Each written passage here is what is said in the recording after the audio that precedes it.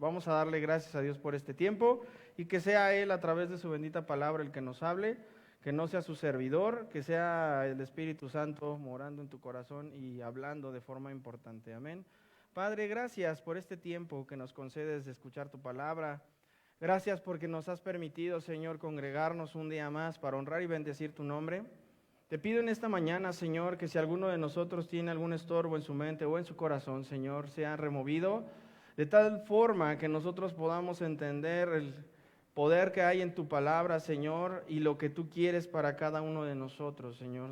Guárdanos, ayúdanos, Señor. Pon en nosotros ese querer y ese hacer por tu buena voluntad, Padre. Toma a mis hermanos en tus manos, tómanos, Señor, y permite que de esta manera podamos también ser partícipes del reino de los cielos. Padre, gracias en el nombre de Cristo Jesús. Amén. Bueno, hermanos, por aquí había guardado el otro instrumento. Edgar, creo que perdí el otro. No es cierto. Estoy jugando. Hermanos, ¿a quién de nosotros nos gusta la historia? Bien poquitos. ¿Por qué? Por ahí se dice, ¿no? Que el que no conoce su historia está destinado a repetirla, ¿no? Pero ¿qué crees? Dice la palabra de sol que no hay nada nuevo debajo del sol. Entonces no lo dicen los historiadores, realmente hay un ciclo de la vida, ¿no? Pero fíjate bien, hablar de acuerdo al tema que hoy nos ocupa, que es la iglesia que obedece a Dios, hablar de la obediencia es hablar de una carga moral impuesta por el simple hecho de escuchar la palabra obedecer. ¿Estás de acuerdo? ¿Sí? Cuando fuimos niños, pues nos guiaban, nos formaban, nos llevaban. Ahora que somos adultos, pues de alguna manera la sociedad también nos lleva, nos forma y nos va distorsionando en el peor de los casos. Pero la obediencia, hermanos, ¿qué es para nosotros la obediencia? A través de este pasaje vamos a encontrar que sí hay un propósito y que incluso la obediencia es un acto sobrenatural impulsado por Dios en nuestros corazones. No es algo que esté en ti el querer hacerlo, porque recordarás que tanto Adán como Eva pecaron, aún siendo conscientes y siendo apercibidos de esta situación y de la consecuencia que ellos iban a tener, aún así no les importó. Tal vez habrán dicho, si hubieran sido mexicanos, habrían podido pensar, bueno, ¿qué tanto es tantito? ¿No? Pero mira, aquí estamos, somos una naturaleza caída. Pero por la gracia de Dios, hoy podemos presentarnos delante de Dios como obreros aprobados que no tenemos de qué avergonzarnos. Y vamos a utilizar con poder y con autoridad la palabra de verdad, ¿sí? No es nuestra palabra, es la palabra del Señor. Ok, hablemos de forma muy breve acerca del escritor de este libro, hermanos. Recordarás que el autor es Lucas, el médico amado. Sabes, si pensamos con detenimiento, nos puede llegar a resultar sorprendente cómo es que con tal detalle escribe en el Evangelio y también escribe y describe los hechos de los apóstoles. Pero ya hemos escuchado y más de una persona o más de un pastor, teólogo o estudioso puede identificar esto como los hechos del Espíritu Santo a través de la iglesia. ¿Sí? Porque lo que hicieron los apóstoles no fue por su propia mano, fue impulsado por el poder de Dios por medio del Espíritu Santo. Entonces entendamos esto. Él tuvo un privilegio grande al plasmar algunas de las muchas experiencias que la iglesia apostólica en ese tiempo desarrolló, aprendió, sufrió, pero sobre todo nos dejó como gran legado el Señor a través de este libro. Es un hombre que claramente, hablando de Lucas, que claramente compartió con Pablo en sus viajes, sus enseñanzas, sus luchas e inclemencias del ministerio apostólico. Lucas fue testigo del poder de Dios, a pesar de no ser judío. Eso tiene un valor adicional. Date cuenta cómo Dios interactúa de esta manera. Vamos a iniciar, amados hermanos, con nuestra lectura. No voy a hacer el cuento largo, ¿ok? Vamos directamente a la lectura, hermanos, y dice así la palabra de Dios, capítulo 5, versos 12 y 13. Y por la mano de los apóstoles se hacían muchas señales y prodigios en el pueblo, y estaban todos unánimes en el pórtico de Salomón. De los demás, ninguno se atrevía a juntarse con ellos, mas el pueblo los alababa grandemente. Y los que creían en el Señor aumentaban más. Gran número así de hombres como de mujeres, tanto que sacaban a los enfermos a las calles y los ponían en camas y lechos, para que al pasar Pedro, a lo menos su sombra cayese sobre alguno de ellos.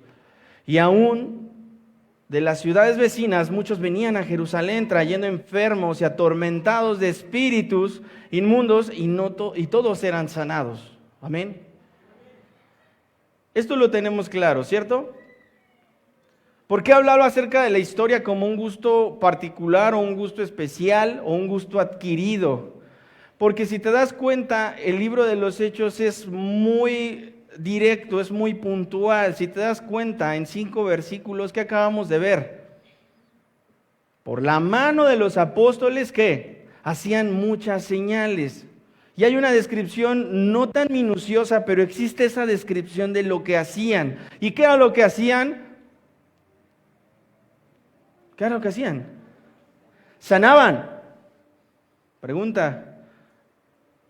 ¿Eso se puede quedar nada más como un relato anecdótico de lo que realmente Dios puede hacer con su iglesia?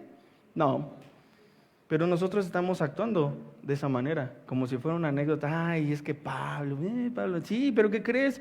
Ese Pablo que conoció a Cristo, que entregó toda su vida y se dedicó a amarlo y a obedecerlo, recibió todo esto. Y vamos a ver más adelante cómo es que los apóstoles tienen un gran paréntesis dentro de este relato que nos va a llevar a entender cosas muy interesantes. Al igual, hermanos, que su maestro, los apóstoles, bajo la dirección del Espíritu Santo, comenzaron a tener una exposición clara delante del pueblo, ya que la autoridad que ellos tenían para desarrollar su ministerio era inusual, pero al mismo tiempo parecía ser algo común y cotidiano por la época.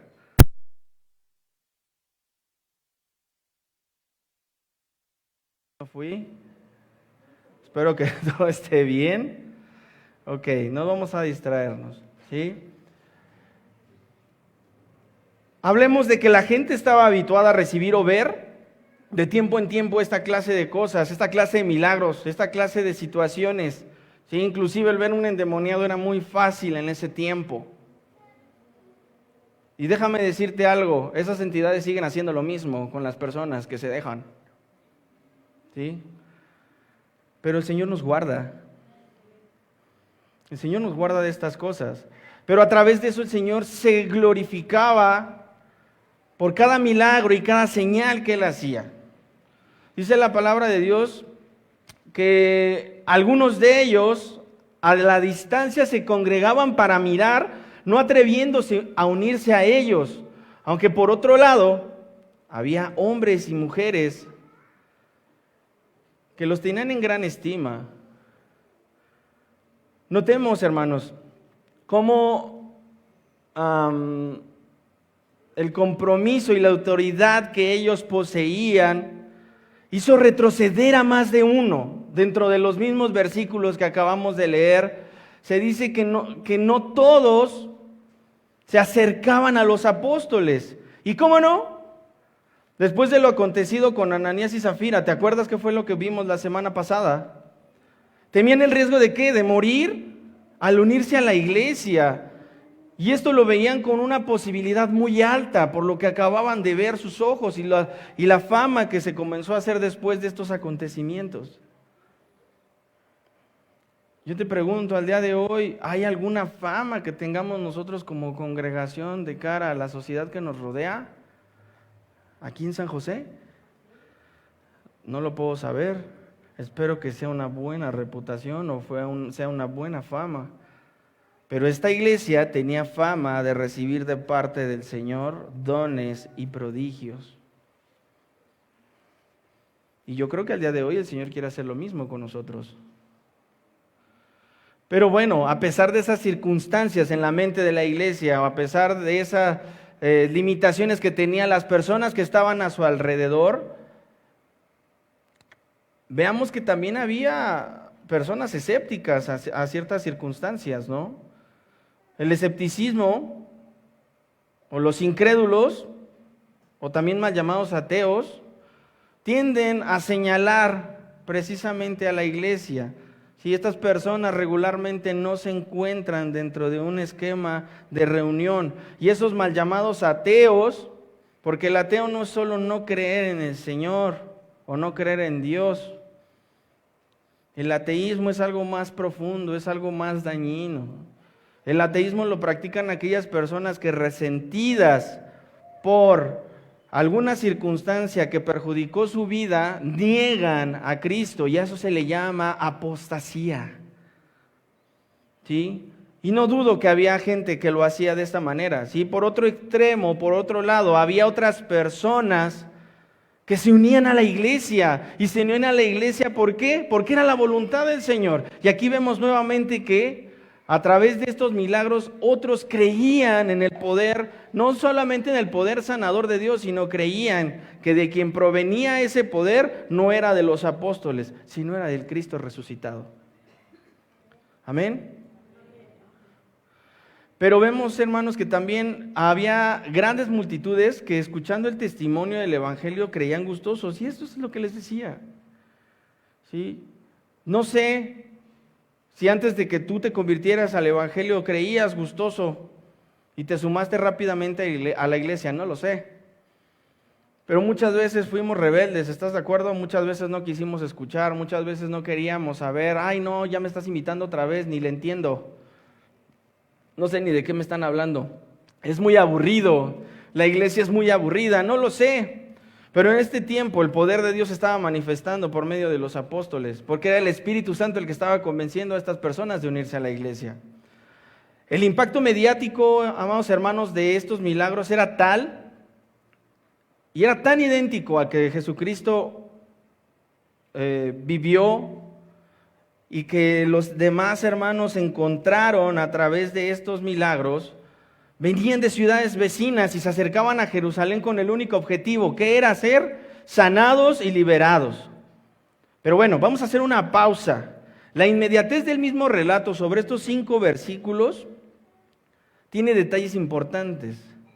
Y me es necesario explicar uno, porque podría generar algunas confusiones. Del verso 15 al verso 16, voy a citar únicamente el párrafo del verso 15.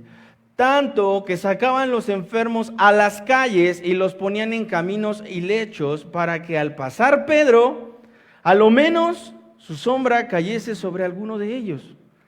Pregunta, iglesia, ¿cómo explicamos esto?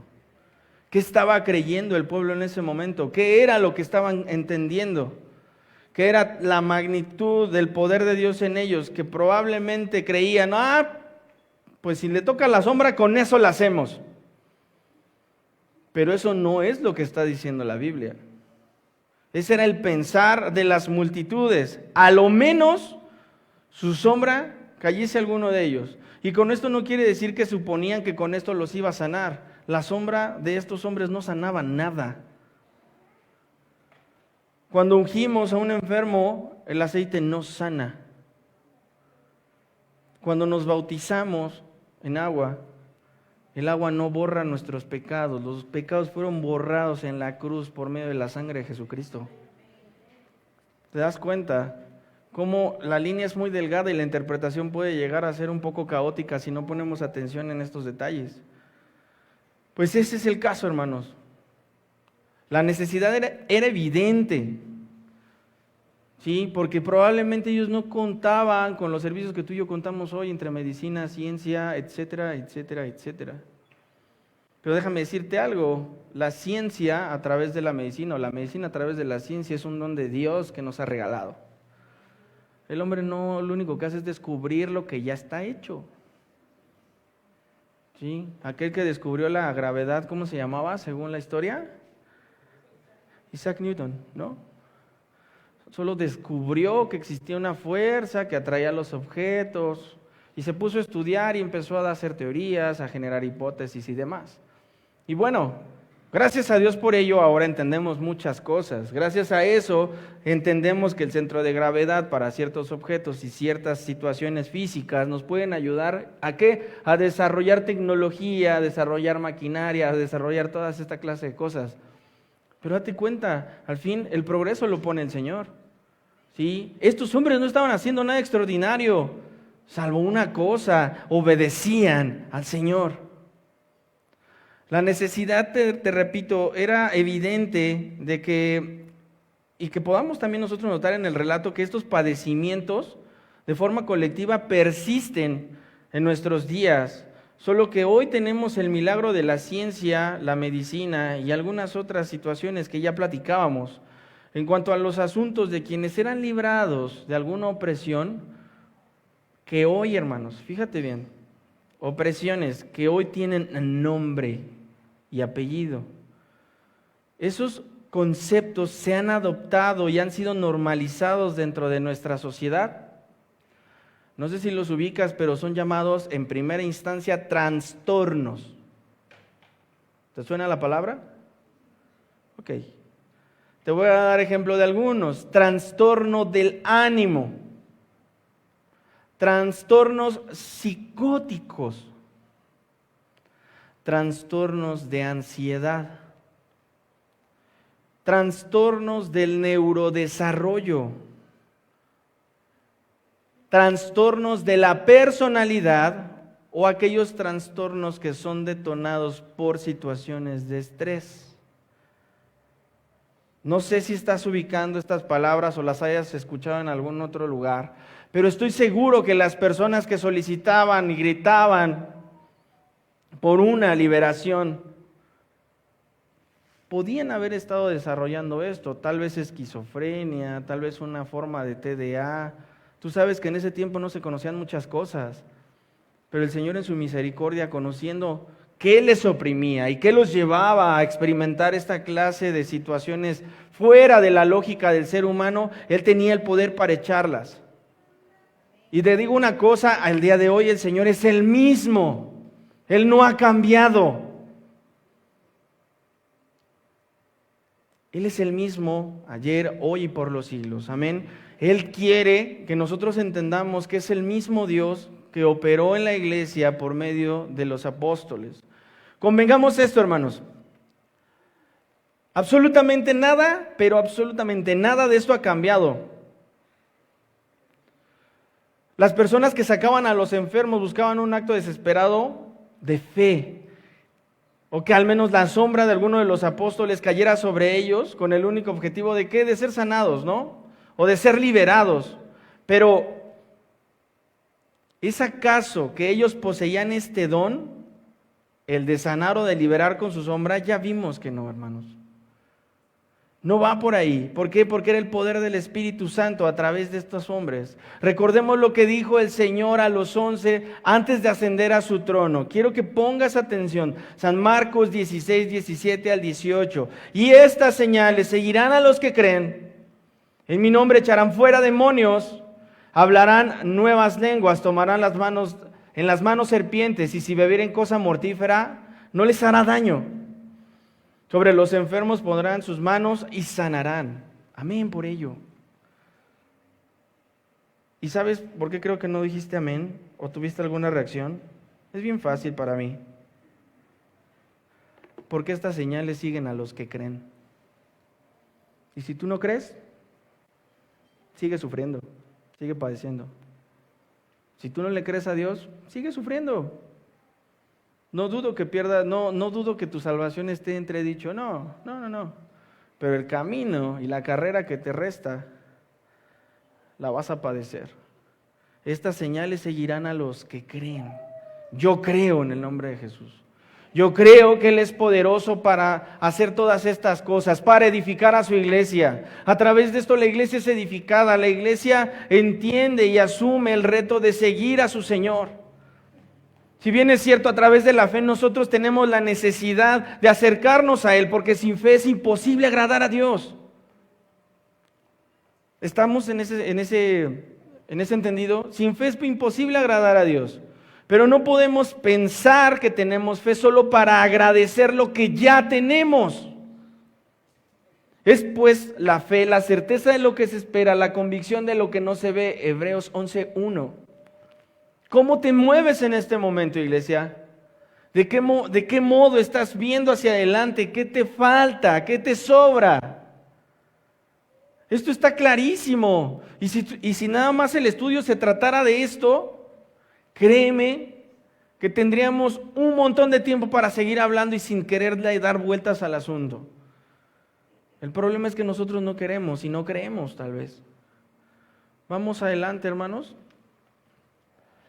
Entonces, levantándose el sumo sacerdote y todos los que estaban con él, esto es, la secta de los saduceos, se llenaron de celos. Hermanos, los celos no podrían caber en una persona que ha sido restaurada por Cristo. Si bien es cierto, las concupiscencias nos agobian, nuestras concupiscencias nos llevan a voltear hacia atrás lo que hemos hecho mal y ahí te vas a quedar y no vas a avanzar. Pero ¿sabes qué? Esto no puede caber en un creyente que está creciendo, un creyente que es conforme a la voluntad de Dios, hijo de Dios y ha sido justificado por Cristo. No podemos hacernos a un lado de esta clase de cosas, pero miren, estos hombres se movieron o los movió el celo, pero ni siquiera fue un celo santo, fueron celos por lo que estaba pasando. Es decir, la fama se la estaban llevando 11 sujetos harapientos. ¿Sabes quiénes eran los saduceos? Eran la élite. Eran la élite del concilio en aquel tiempo. Eran los fariseos con más lana. Ellos movían todo. Eran una especie de políticos religiosos y que torcían la ley de Moisés a su conveniencia. Por eso sintieron celos. Verso 18, y echaron mano de los apóstoles y los pusieron en la cárcel pública. Díganme, ¿por qué? ¿Cuál es el problema? ¿Celos? Perdón, pero en el derecho mexicano los celos no son aplicables. Es como quien te dice, pues te voy a despedir por tu mala actitud. ¿Les ha pasado? ¿Sí les ha pasado? Venga, esa causal no existe. Y ya no les voy a decir más porque les voy a cobrar honorarios. Pero eso no es una causal de rescisión de contrato laboral. Eso no opera. Por tanto, los celos tampoco.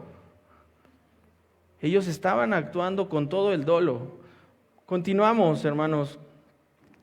Mas un ángel, aquí hay una escena importante, mas un ángel del Señor, abriendo de noche las puertas de la cárcel y sacándolos, dijo, ¿sacando a quiénes? A los apóstoles. Id, puestos en pie en el templo, anunciad al pueblo todas las palabras de esta vida. Y creo que me adelanté con la diapositiva, pero mira, aquí hay algo importante, te digo, parece que la historia tiene más allá que un simple relato de hechos.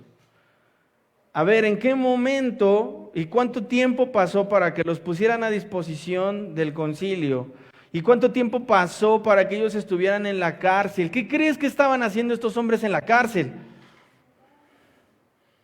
No lo sabemos, tal vez estaban orando, tal vez estaban platicando entre ellos, ¿qué vamos a hacer? No dice la Escritura que experimentaron alguna especie de temor, simplemente que obedecieron.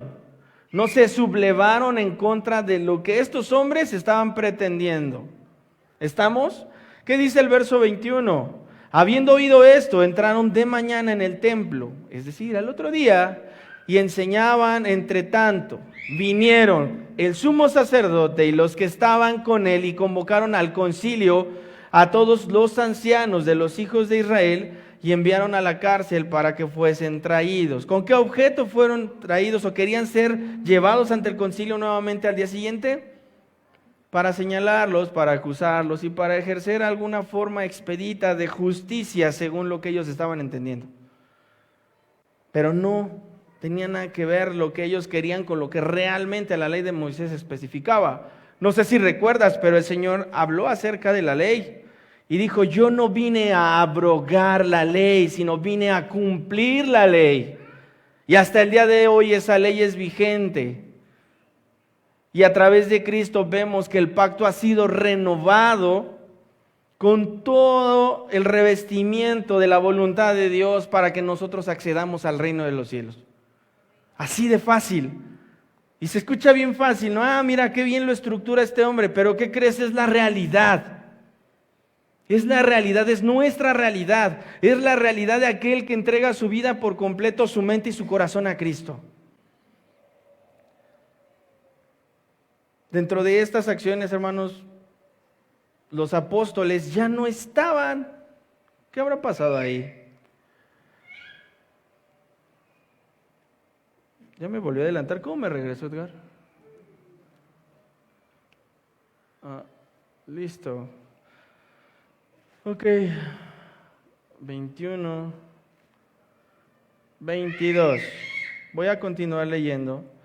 Pero cuando llegaron los alguaciles no los hallaron en la cárcel. Entonces volvieron y dieron aviso, diciendo, por cierto, la cárcel hemos hallado cerrada con toda seguridad y los guardas afuera de pie ante las puertas. Mas cuando abrimos, a nadie hallamos dentro. Hermanos, ¿podemos decir que se les fue viva la paloma? ¿O qué pasó ahí? Díganme, ¿qué fue lo que pasó? ¿Qué fue lo que sucedió en ese momento? ¿Qué aconteció? Hay otro relato similar de un escape de cárcel, ¿te acuerdas? Sí recuerdas que hubo algo muy similar, incluso tembló la tierra, se rompieron los grilletes y estas personas salieron o iban a salir y de pronto, ya no te spoileo más porque si no entonces ¿de qué se trata, no? El chiste es que lo leamos. Pero son acciones similares. Aquí lo único que vemos es la gloria de Dios manifestado a los hombres por su misericordia. ¿Cuándo has visto que en este tiempo eso pase? No, hombre, se abre la cárcel y te cuento, la que quieras. El penal que quieras, en el ámbito que quieras, se abre, te cuento. Después ya no nos vamos a dar abasto. ¿Estás de acuerdo? Quizá tal vez por eso no pasa. No lo sé. Estamos en la soberanía de Dios. Los apóstoles, hermanos, tan pronto fueron liberados, atendieron la instrucción del ángel. Paréntesis. Sí leíste en el relato que decía, un ángel del Señor. Jamás mencionó el ángel del Señor o el ángel de Jehová. No se refiere al mismo. ¿Sí? No se refiere al ángel de Jehová que nosotros vemos en el Antiguo Testamento. ¿Sí? Un ángel, no menciona cuál. ¿Por qué? Porque para el relato es intrascendente quién sea este ser célico que bajó y obedeció al Señor para llevar a cabo esto, para que existiera esta liberación. ¿Cuáles fueron las palabras del ángel? En pocas palabras, vayan al templo y denle este mensaje de vida. ¿A quién? Al pueblo de Dios. Pero ¿qué tendría, hermanos, para nosotros de interesante el relato de los siervos de Jesús? Es decir, este hecho, ¿qué para nosotros? ¿Qué te produce a ti en decirte, oye, ¿qué crees? En la Biblia dice que fueron liberados por un ángel y se fueron al templo a predicar. ¿Qué me dices? Ah, no, pues qué padre, ¿no? Pues es su chamba, ¿no? A eso se dedicaban. ¿O qué puedes pensar? Repito, por la inmediatez del relato podemos entender muchas cosas. O podemos interpretar o tratar de interpretar muchas cosas. Pero déjame decirte algo. Hay algo muy importante aquí. Estos hombres eran semejantes a ti y a mí. Con algunas diferencias. Pero sí tenían 2 oídos, 2 ojos, tenían necesidades fisiológicas como las que tú y yo tenemos. ¿Qué crees? También se enfermaban, también padecían, también tenían que dormir, también tenían que comer. Si ya hemos visto, hemos entendido o sabemos que este libro relata situaciones casi heroicas durante todo el libro de los Hechos, dentro de los cuales nosotros podemos ver la mano de Dios. Pedro y Juan, que son los que titulan este segmento de la Escritura, se empeñaron bajo una determinación incomprensible a obedecer lo que el ángel les instruyó. que era predicar el evangelio de Cristo a el pueblo. Nunca se nos dice, salvo algunas ocasiones, pero nunca se nos detalla cómo era que predicaban al pueblo. Pero si ellos tenían algo es que oraban, si algo tenían es que ellos recibían instrucción a través de lo que ellos habían recibido de parte de su Señor, porque habían sido testigos del ministerio de Cristo, muerte y su resurrección. Ahora bien, tú y yo somos testigos de ello. Tal vez no somos testigos presenciales, pero nos podemos constituir como testigos porque creemos lo que está en la palabra de Dios. ¿O no es así? De esa manera, hoy yo creo que tú estás aquí, yo estoy aquí. De lo contrario, no habría forma de que nosotros pudiéramos o quisiéramos apartar 2 o 3 horas en domingo, pudiendo estar durmiendo en mi cama, perdiendo el tiempo, descansando o alistando la ropa o lo que sea. Las tareas del diario. ¿Por qué apartas un tiempo para estar aquí? Ellos no dudaron al salir de la cárcel, no se ve una relación en un diálogo diciendo, oye, ¿y por qué nos sacas? Oye, ¿y si nos vuelven a agarrar, qué vamos a hacer? ¿Qué vamos a hacer si nos vuelven a agarrar? A ver, cuando un reo sale, se escapa y lo vuelven a agarrar, dice la Constitución que una persona no puede ser juzgada 2 veces por el mismo delito o la misma infracción. En este caso, esta persona no sería juzgada por el delito que cometió en un principio y es el que lo tiene recluido o el que lo recluyó un tiempo hasta antes de que se escapara. Pero ellos van a enfrentar la justicia de otra manera, porque el salir sin permiso, sin una orden judicial para poder obtener su libertad por haber cumplido su sentencia, están sujetos a otro castigo. Pero yo aquí a estos hombres no los veo diciendo, oye, ¿qué vamos a hacer? Oye, y se ponen a hablar con el ángel, ¿qué onda? ¿Tú quién eres? ¿O qué? No, porque eso es intrascendente para nosotros. El relato debe hacernos entender que el poder de Dios se manifiesta de muchas maneras. La gracia de Dios es amplia. Por eso cuando tú vas a Dios y quieres orar y decirle, Señor, es que quiero esto. Pero a ver, dame chance, Señor, te voy a ayudar porque como que veo que estás muy lento, necesito hacerlo, voy a buscar acá, voy a pedir prestado allá. Pero yo estoy orando y yo estoy creyendo. No creo que vayamos por un buen camino.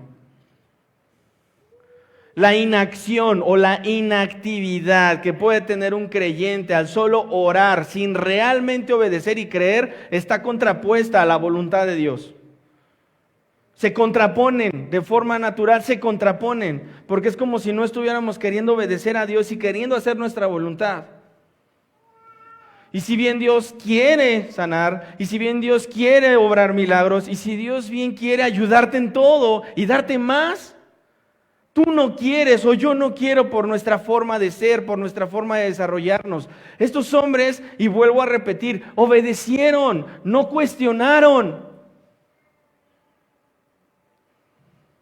¿Cuántas veces cuestionas a tu jefe? ¿Cuántas veces cuestionas a tus padres? ¿Cuántas veces cuestionas a tu pastor? ¿Cuántas veces cuestionas a la gente antes de hacer las cosas, aunque sabes que las tienes que hacer? ¿Qué los movió, hermanos, a estos hombres? ¿Qué los motivaba? ¿Qué producía en ellos esta actitud de sublevación ante las autoridades, no ante Dios? ¿Qué los llevaba o qué los impulsaba? ¿No tenían miedo ellos de ser puestos a disposición nuevamente? Por eso les pregunto, ¿no habrán ellos pensado, oye, ¿y qué hacemos? No, pues vamos a predicar. ¿Lo haríamos en este momento? ¿Alguno de ustedes ha estado retenido de su libertad? No es bonito. Te bloqueas, hay estrés y lo primero que piensas es, rayos, un abogado va a tener que venir y le voy a tener que pagar una lana que no tengo, yo no hice lo que dicen que hice. ¿Qué sigue? Y de pronto piensas en la corrupción del sistema y de pronto te bloqueas. Es natural, ante un problema natural y evidente, te vas a bloquear. nos vamos a pasmar, nos vamos a poner tristes, va a pasar de todo. Pero estos hombres tuvieron paz en su corazón por la forma en la que ellos se condujeron. ¿Qué tienen ellos que no tenemos nosotros, iglesia? ¿Qué tienen ellos que no tenemos nosotros? ¿Tenemos que vestir de túnicas acaso? ¿Tenemos que dejarnos más la barba? Bueno, yo ya la llevo, pero tú varones tendrían que dejarse la barba larga y andar de túnicas. No creo. ¿Qué están haciendo? ¿Qué están haciendo estos hombres que están atendiendo a la voz de Dios? Cualquiera podría retraerse ante una situación tan obvia como la que acabo de platicar. No nos gusta sufrir, hermanos. ¿A ti te gusta sufrir o padecer? De ninguna manera nos gusta padecer. Pues, ¿qué crees? Estos hombres, por obvias razones y por la situación, los tenía que impulsar un poder superior para poder obedecer y para poder presentarse nuevamente a predicar el evangelio. Ellos no tenían que mandarle un justificante médico a su patrón, decirle, oye, no me puedo ir porque no, ellos iban a predicar el evangelio, ellos abrazaron su vocación, ellos abrazaron su ministerio, porque conocían quién estaba con ellos. Y el que estaba con ellos está con nosotros en esta mañana.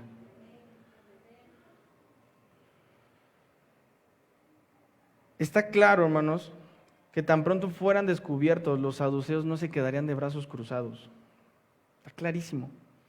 El enemigo, mientras te va a avanzar, está esperando a que te caigas. Está esperando a que te tropieces. Mientras tú y yo dormimos, él no descansa. Él está pendiente de lo que estás haciendo, de lo que estás pensando. Tantito te descuidas y dices algo que no conviene, suficiente para acusarte delante del Creador. Pero esas acusaciones fueron clavadas en la cruz. Fueron clavadas en la cruz. Y vas a decir, qué fácil lo dices desde allá arriba. No, hermanos, de verdad te lo digo, porque sé que es así. De nosotros depende creer o no. De nosotros depende creerle o no al Señor. Avancemos, hermanos. Cuando oyeron estas palabras del sumo sacerdote y el jefe de la guardia del templo y los principales sacerdotes dudaban en qué vendría a parar aquello. No sabían, no tenían ni idea de lo que iba a pasar. Pero viniendo uno, les dio esta noticia. Uno. He aquí, los varones que pusisteis en la cárcel están en el templo y enseñan al pueblo. ¿Cómo ves? Imagínate. Ese uno puede ser lo que sea o quien fuera, ¿estás de acuerdo? Intrascendente, le dicen, pues uno. Y luego hasta es una expresión muy coloquial entre nosotros, ¿no? Pues uno dice, uno piensa, y pues uno quisiera, ¿a poco no? Cuéntate las veces que dices uno. Yo ya logré vencer esa parte, me ha costado trabajo, pero la he logrado vencer, sí se puede, son muletillas. Pero mira, vamos a seguir leyendo, ¿sí? Porque al final aquí vamos a encontrar algo interesante. Entonces fue el jefe de la guardia con los alguaciles y los trajo sin violencia porque temían ser, ¿qué? Apedreados por el pueblo. Ay, sí que fácil, ¿no? Ellos eran muy astutos y muy inteligentes. Si iban a hacer una situación fuera del orden, pues no se iban a quedar atrás y no se iban a exponer. En cualquier lugar, hermanos, siempre hay ese uno. ¿Qué hará ese uno? Pues este uno siempre va a tener la fiel misión de chismosear o acusar con el propósito de ¿qué? De destruir o dividir. ¿O cuándo han visto un chismoso que dice la verdad? ¿Cuándo lo han visto? ¿Conocen alguno? ¿O alguna chismosa que diga la verdad? ¿A quién dijo que sí? Qué sorprendente revelación el día de hoy. Pues parece que dijo que sí. La misión de ese uno era chismosear, acusar, con el único propósito de destruir y dividir, de señalar, de decirle, oye, ¿qué crees? Se te escaparon, pero yo ya los vi, están allá predicando otra vez y no te obedecieron. Desde la perspectiva bíblica y desde la sabiduría que el Señor comparte con nosotros por medio de ella, el precursor del chisme tiene nombre y apellido. ¿Cómo se llama? ¿Cómo se llama? Satanás, si quieres, o Sabanás, como le quieras decir, o el adversario. Él es el precursor del chisme. Entonces oí una gran voz del cielo que decía: ahora ha venido la salvación, el poder y el reino de nuestro Dios, y la autoridad de su Cristo, porque ha sido lanzado fuera el acusador de nuestros hermanos, el que los acusaba delante de nuestro Dios día y noche. Está en Apocalipsis, no sé si has leído Apocalipsis alguna vez, Apocalipsis 12:10. Date cuenta, Satanás está delante del Todopoderoso acusándote de día y de noche. Y si no avanzas, si no caminas hacia adelante, y si no crees en el Señor, vas a seguir siendo acusado. ¿Y sabes qué? Él es experto en recordarte tus errores del pasado. Él es experto en decir: no puedes. ¿Te acuerdas que la otra vez intentaste y no pudiste? Fíjate cómo te ven. No te saluda. Míralo, es bien grosero. Míralo, se cree mucho. Y ¿sabes qué? Esas cosas distraen. Y aunque pueda sonar chistoso, el adversario está muy cerca de ti y te está escuchando y te está observando. Eres un objeto de su deseo para destrucción. Somos un objeto de deseo para destrucción, pero Cristo está con nosotros. Hermanos, sabemos que el fin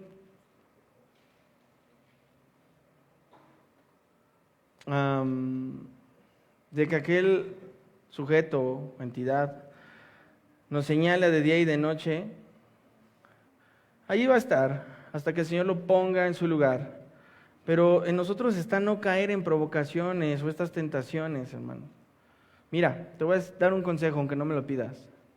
Si te gusta reportar o reportear o chismosear, mejor ponte a orar. En serio, ganas más. Busca a Dios. Él es amplio en perdonar. Pero si insistimos en chismosear, tendremos nuestra recompensa, hermanos. Continuemos, hermanos, porque está bien largo el pasaje. Vamos a darle lectura rápidamente. Cuando los trajeron, los presentaron en el concilio, y el sumo sacerdote le preguntó diciendo: ¿no os mandamos estrictamente que no enseñéis en ese nombre? Y ahora habéis llegado a Jerusalén a Jerusalén de vuestra doctrina, y queréis echar sobre nosotros la sangre de ese hombre. Respondiendo Pedro y los apóstoles dijeron: es necesario obedecer a Dios antes que a los hombres. El Dios de nuestros padres levantó a Jesús, a quien vosotros matasteis colgándole en un madero. A este Dios ha exaltado con su diestra por príncipe y salvador, para dar a Israel arrepentimiento y perdón de pecados.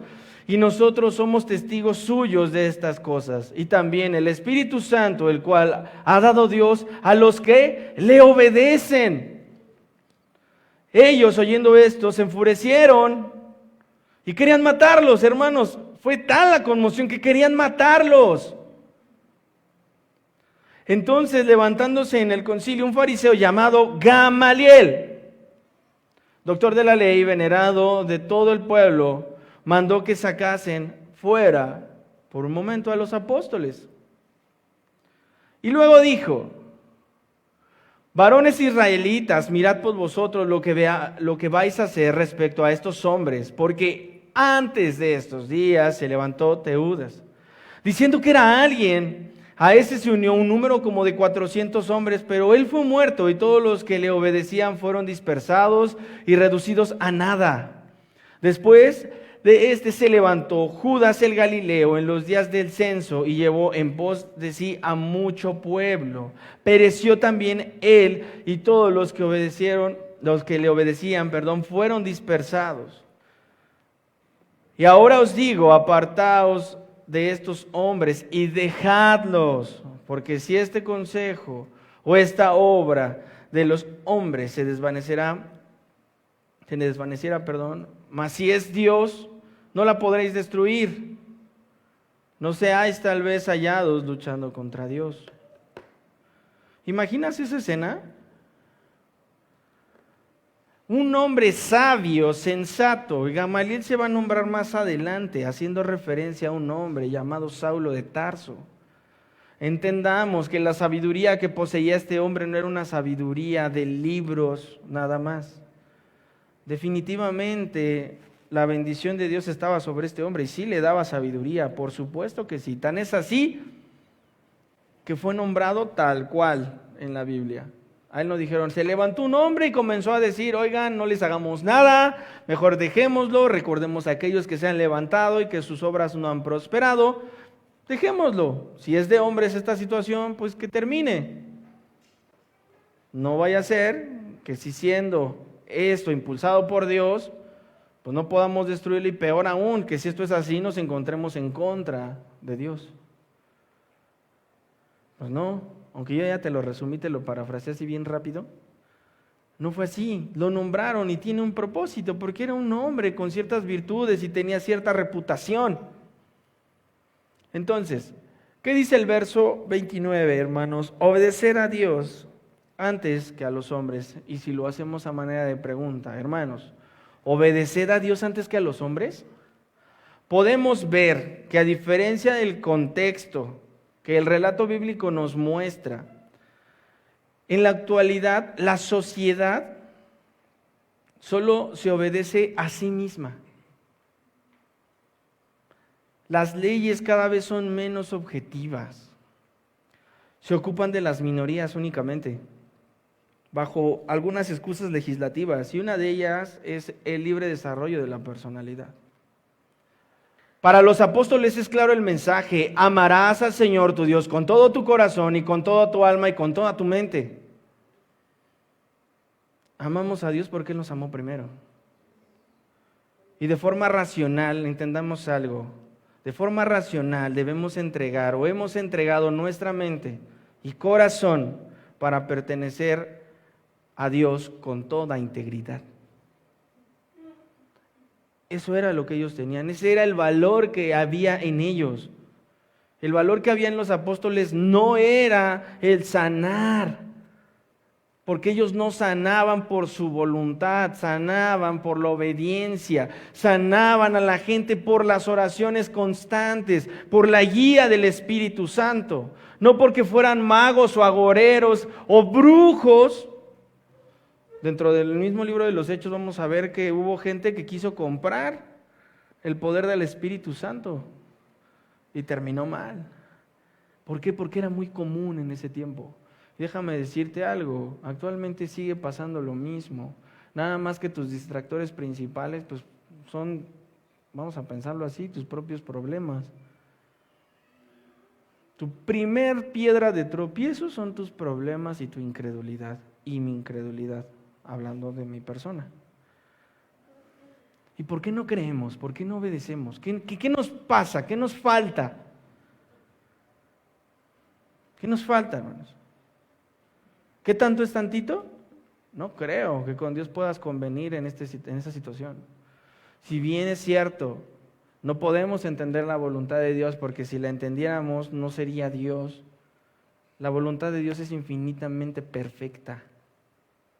Nosotros somos un pedacito en esa majestuosa perfección.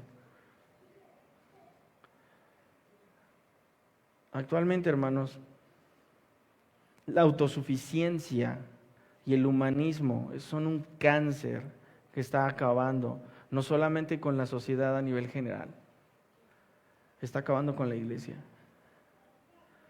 Está acabando con la iglesia. Y recordarás lo que dice la palabra de Dios, que a causa de la maldad, ¿qué? El amor de muchos se enfriará. Y se está cumpliendo la palabra, Dios es fiel. ¿En dónde estás? ¿En dónde estoy? Hermanos, ¿nosotros qué tenemos por delante?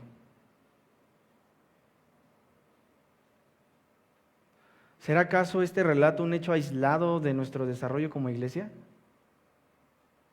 ¿Solo será una historia de la que podamos vivir y decir, es que sí, en el antiguo tiempo, pues sí, la iglesia primitiva? ¿Será así? ¿Te sabes heredero del reino de los cielos en este mundo hostil o no? Amén. Para los que dijeron que sí, gracias a Dios por ello. Yo creo lo mismo. Pero déjame decirte algo. La realidad de la iglesia es clara. Yo conozco tus obras y tu arduo trabajo y paciencia. Pero tengo algo contra ti, que has dejado tu primer amor. Yo conozco tus obras y tu tribulación y tu pobreza, pero tú eres rico. Conozco la blasfemia de los que se te oponen, que dicen ser creyentes, pero no lo son, sino asamblea del adversario que pretende intimidarte. Yo conozco tus obras y dónde moras, dónde está el trono de Satanás, y retienes mi nombre, pero tengo algo contra ti, que tienes ahí a los que retienen enseñanzas, que pervierten y dividen el evangelio. Yo conozco tus obras y amor y fe y servicio y tu paciencia, pero tengo unas pocas cosas contra ti, dice el Señor, que toleras la promiscuidad, el desorden en tu mente y coqueteas con el pecado. Yo conozco tus obras, que tienes nombre de que vives, pero estás muerto. Yo conozco tus obras, que ni eres frío ni caliente. Ojalá te decidieras. Por cuanto prefieres tener un pie en el mundo y un pie aquí, te vomitaré de mi boca. ¿Qué valor tiene, o qué valor tienes para Cristo, perdón? ¿Qué valor tiene Cristo para ti? ¿En verdad sufres obedeciendo a Cristo? ¿En serio? ¿En serio padeces por causa del evangelio? No. No, hermanos. Mírate, estás muy cómodo en tu silla. Estoy muy cómodo en la mía. El Señor nos acaba de decir que conoce qué hacemos, hacia dónde vamos, pero de todas, en ninguna acertamos. Porque nos gusta coquetear con el pecado. Iglesia, coqueteas con el pecado. Ya basta. Ya basta. Y si te es incómoda la palabra, la puerta está abierta. Pero es más grande el que está con nosotros que el que está contra nosotros. Él está con nosotros, Él está en este momento aquí. Y Él nos está diciendo lo que tenemos que hacer. Es momento de remontar, es momento de avanzar, hermanos. ¿Realmente, hermano, crees que este relato solo es una historia de heroísmo? ¿O crees que es una palabra para cada uno de nosotros? Muchos predican sobre este pasaje diciendo, oh, yo estoy orando para que el Señor levante obreros. Oye, no se puede. Entrega tu pecado. Dios no va a dar obreros en este lugar si no entregas tu pecado. Dios no lo va a hacer. Así te lo digo. Y no es porque yo lo diga. A mí me da miedo pensar que esto sea así. Pero ¿sabes qué? En el corazón el Señor se ha reservado un remanente en esta iglesia. Y damos gloria y honra al Señor porque esa iglesia va a levantar y se va a levantar porque cree en el 3 veces santo.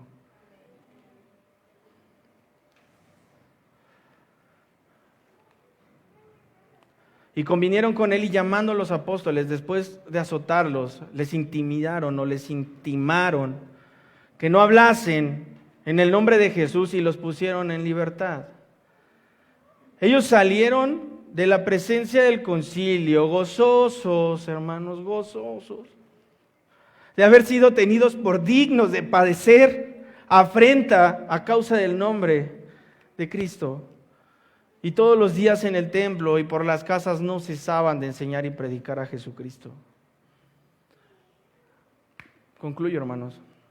A diferencia de nosotros, estos hombres dignificaron el nombre de Cristo y no tuvieron reparo en exponer su vida de múltiples ocasiones y en múltiples formas. Decidieron perder su vida por causa de su Señor y su Salvador. Iglesia, ¿qué haremos? ¿Predicaremos el evangelio con poder y de nuevo o preferirás que otro tome tu lugar? ¿Seguirás coqueteando con el mundo? ¿Seguiremos coqueteando con el mundo? Sabemos en este momento que junto a la iglesia, hermanos, y esto es importante, que junto a la iglesia la cizaña crece con el fin de menguar el crecimiento y el desarrollo de la iglesia. Pero Dios es fiel y justo para hacernos vencedores. Amén por ello. No obstante, para aquellos que de forma intencional obstruyen el trabajo de esta iglesia, recibirán su recompensa. Aunque fortalezas se quieran levantar en contra de ella y las puertas del Hades se abran, estas no prevalecerán contra nosotros. Porque Cristo está aquí, Cristo está con nosotros. Me fui muy adelante, perdón. Edgar, ¿me ayudas? O allá arriba me ayudan. Quiero la última diapositiva, por favor. La que estaba en azul. Si me pueden apoyar, por favor. Esa parte de la Escritura también viene en el libro de Apocalipsis. Y esta es la esperanza que tenemos, hermanos. Yo conozco tus obras, porque aunque tienes poca fuerza, has guardado mi palabra. Y no has negado, mi nombre. He aquí yo vengo pronto, iglesia. Retén lo que tienes para que ninguno tome tu corona. Hermanos, esa es la promesa. Y si bien este pasaje da para orar, para que el Señor levante siervos y levante misioneros, lo va a hacer, pero no por nosotros. Lo va a hacer porque Él así lo ha determinado y lo ha determinado para sí. Si quieres ser parte de este negocio, entra. Vamos, no te dé miedo. Y si no, mejor no estés jugando con el Señor. Mejor retírate, en serio. Te lo digo con el amor del Señor. No estés jugando porque es contraproducente para tu vida. No juegues con Cristo, no lo desafíes. Porque si bien es amor, hallamos gracia delante de Él y podemos acercarnos a su trono de la gracia para el oportuno socorro, sigue siendo el Creador. Y Él está con nosotros. Oremos. Padre, gracias por este tiempo que nos das para bendecir y proclamar tu nombre, Señor, a través de tu palabra. Queremos pedir que nos perdones, Señor, y que pongas en su lugar las cosas que tengan que ser. Límpianos, Señor, y purifica a tu iglesia. Por favor, Señor, derrama de tu Santo Espíritu sobre cada uno de nosotros. Y no permitas, Señor, que el enemigo que ha querido entrometerse, Señor, en esta obra que es poderosa, que es eterna, Señor, no permitas que ellos sigan avanzando y se sigan burlando de ti, Padre. Podrán burlarse de nosotros, Señor, podrán reírse de lo que hacemos, pero jamás se van a burlar de ti. Padre, fortalécenos en el nombre de Jesús, te lo pedimos. Límpianos y apártanos de todo mal. En este momento, Señor, pongo la iglesia en tus manos, nos ponemos a tu disposición y que tu bendita palabra, Señor, sea honrada por siempre y para siempre. Amén. Dios les bendiga.